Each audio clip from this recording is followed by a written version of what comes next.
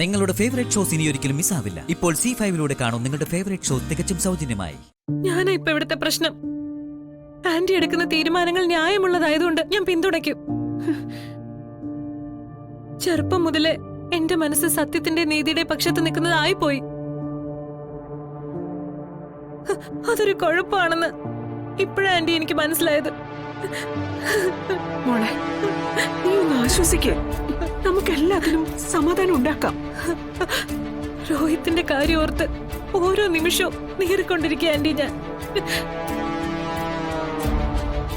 ആ എന്നെ ഇങ്ങനെ തല്ലിക്കൊല്ലാനാണെങ്കിൽ ഞാൻ എങ്ങോട്ടെങ്കിലും ഇറങ്ങി പൊക്കോളാം ആന്റി. ഇനി ഇവിടെ ജീവിച്ച ഇവരെന്നെ കൊന്നുകളയെന്നുള്ളത് തീർച്ചയാ. അമ്മ മുംബൈയിലായതുകൊണ്ട് പെട്ടെന്ന് പോവാൻ ഒരു ഇടം ഇല്ല എനിക്കിപ്പോ. രോഹിത്തിന്റെ വീട്ടിലാണെങ്കിൽ ആ സ്ത്രീ എന്നെ കേറ്റുകയേ ഇല്ല. അതുകൊണ്ട് വല്ല കായലിലേക്കോ കുളത്തിലേക്കോ റെയിൽവേ ട്രാക്കിലേക്കോ പോകുന്നതായിരിക്കും ഈ പറഞ്ഞു വരുന്നേ. കുറെ ആയാലൂടി ഇത് കേൾക്കാൻ പറഞ്ഞിട്ട്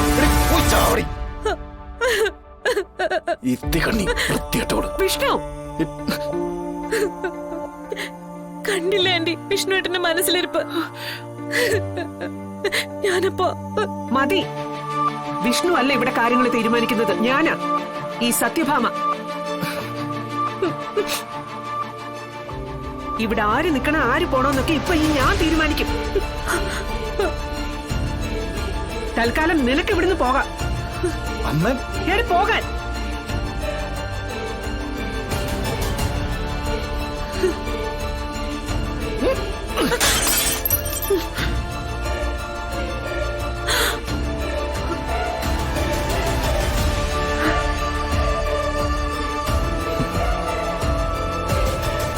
ഇവള് പറയുന്ന കള്ളങ്ങൾ മുഴുവൻ വിശ്വസിച്ചോ? ഒരു കാലത്ത് പഠിക്കില്ലെന്റെ അമ്മ.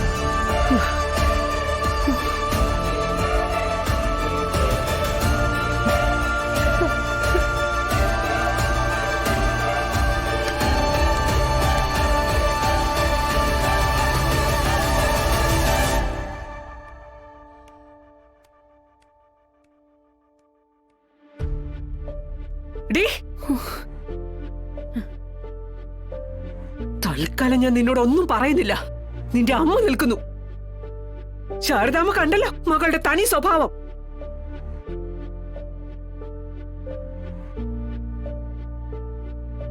വിഷ്ണു ഇവിടെ എറിഞ്ഞുടച്ചത് എന്നോടുള്ള ബഹുമാനമാ.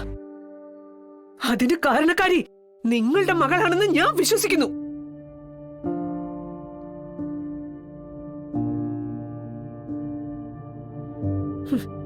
ഈ അന്തസ്സില്ലായ്മയ്ക്ക് ഇപ്പൊ ഞാനൊന്നും പറയുന്നില്ല. അതാണ് സത്യഭാമയുടെ അന്തസ്. സത്യമേ,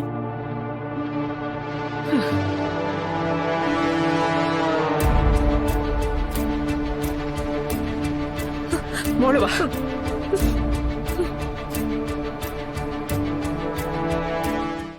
ഡൗൺലോഡ് ചെയ്യൂ C5 ആപ്പ്. കാണൂ എല്ലാ എപ്പിസോഡുകളും സൗജന്യമായി.